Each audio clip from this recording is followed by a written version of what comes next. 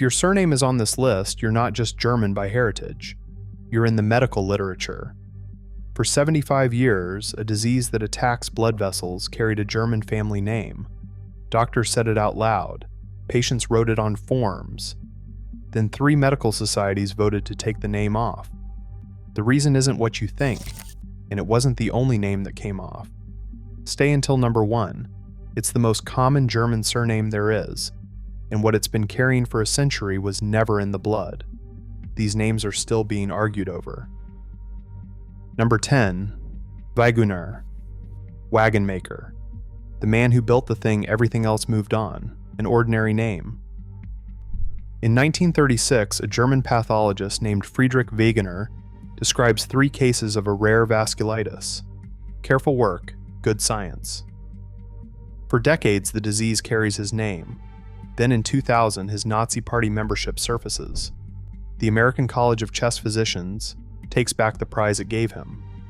By 2011, 3 of the field's largest medical bodies recommend dropping the eponym.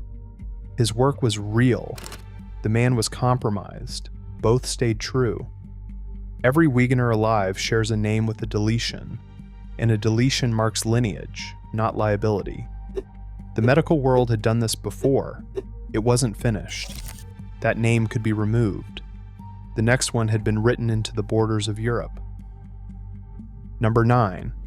Habsburg. From Habsburg, Hawk's Castle. One fortress on a Swiss river, and the family holding it turned that name into a map of half a continent. They did it by marriage. Cousin to cousin, uncle to niece, generation after generation, because land kept inside a family stays inside a family. In 2019, researchers took 66 portraits of 15 Habsburgs and asked 10 surgeons to diagnose the faces. The jaw everyone recognizes tracked with the inbreeding, around 22% of how severe it got. They believed the blood was the point. They were right, just not the way they meant. That name ended up on castles. The next one ended up on a diagnosis your family may already have received. Number 8. Alzheimer. It isn't a condition, it's a village, a place name out of the Rhineland, carried by a family, then by a boy who became a physician. Now it's said millions of times a day by people who don't know they're saying somebody's surname. In 1906, Alois Alzheimer presents the case of a woman named Augusta Dater. He'd sat with her. He'd written down her answers. Then he examined her brain, and what he found became a diagnosis. What she said became a footnote. Rare early onset forms do run in families. The common form doesn't work that way. Everyone knows this name. Almost nobody knows him, and almost nobody knows her. His name survived because he asked questions. The next one survived because nobody married out. Number 7. Hofer. The one who holds the farmstead.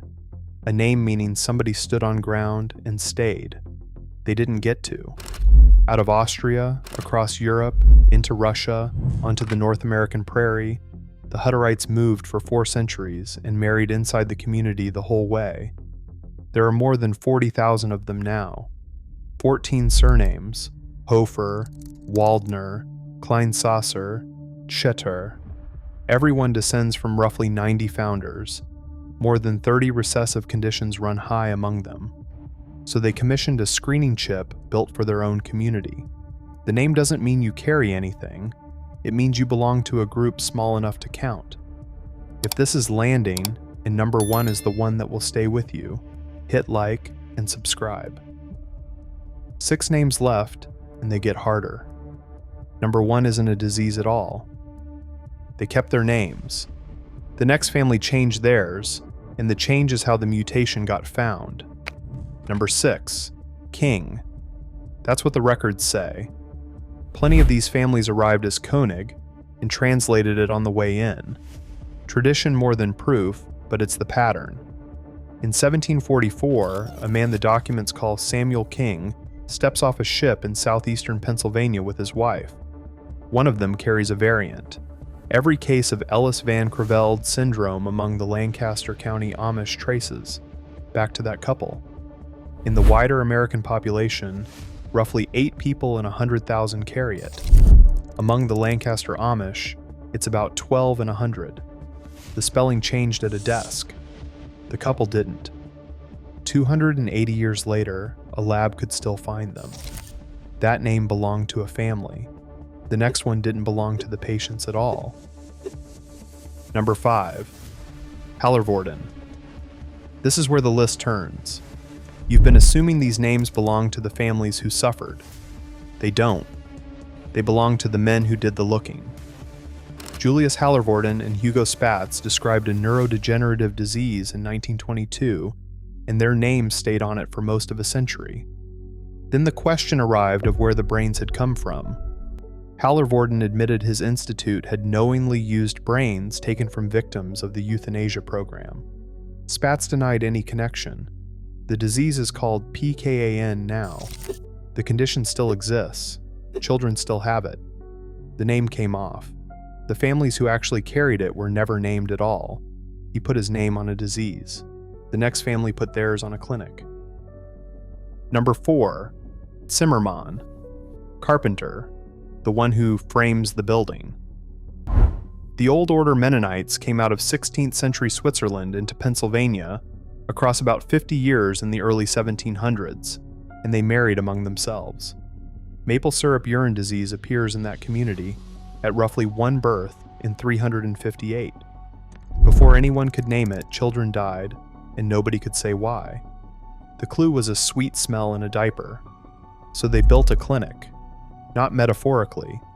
In 1990, Amish and Mennonite carpenters raised the building by hand in a single day, and it screens newborns. They'd been told this was fate. They treated it as a problem. One name came off one disease. Now count how many. Number 3, Seitelberger. A place name, then a diagnosis, then neither. Franz Seitelberger built his academic career on specimens from Hallervorden's collection, including 3 traced to murdered children. The disease that carried his name is called Plan now, and he isn't an isolated case. One review of neurological eponyms from the Nazi era runs to 53 names, not 53 collaborators.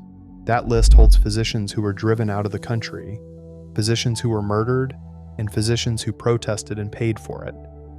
Medicine had to sort its own dead into categories. Some German names were taken down. Some were kept deliberately, as honor. Every name so far was assigned by somebody. Number 2 is the man who wrote the rules. Number 2, Rudin, Swiss-German, obscure, today attached to almost nothing. That's the point. Ernst Rudin founded psychiatric genetics. He also helped shape the 1933 sterilization law and co-wrote the official commentary that handed it scientific cover. It produced around 1,700 hereditary health courts, Erbgesundheitsgericht. Roughly 400,000 Germans were sterilized. About 6,000 died from the operation itself. Hereditarian thinking was mainstream across Europe and America then, and sterilization laws existed elsewhere first. He took it further than anyone, and here's what the DNA finally revealed. Between 1922 and 1925, Rudin ran his own study on the inheritance of manic depressive illness. It didn't produce the pattern he needed. He never published it. 400,000 people were told their names carried something. His name is on almost nothing. Number 1 is on millions of mailboxes. Number 1, Miller, Müller. The most common German surname there is, which is exactly why it turns up in every kind of record, including the worst ones. There is no mutation here, no eponym, no dynasty. What this name carries is a change. Across 2 wars, German-American families shortened it, translated it, dropped the umlaut, stopped speaking the language at the dinner table. Müller became Miller at a desk, in a schoolyard, on a form. Grandmothers who understood every word answered only in English. So here is the truth the title promised you. There was never a curse in the blood. What got inherited was the silence. That is what all 10 names share, not a variant, a record somebody edited under pressure. Right now, somewhere, A person is sitting at a kitchen table with a laptop open and a photocopied ship's manifest beside it.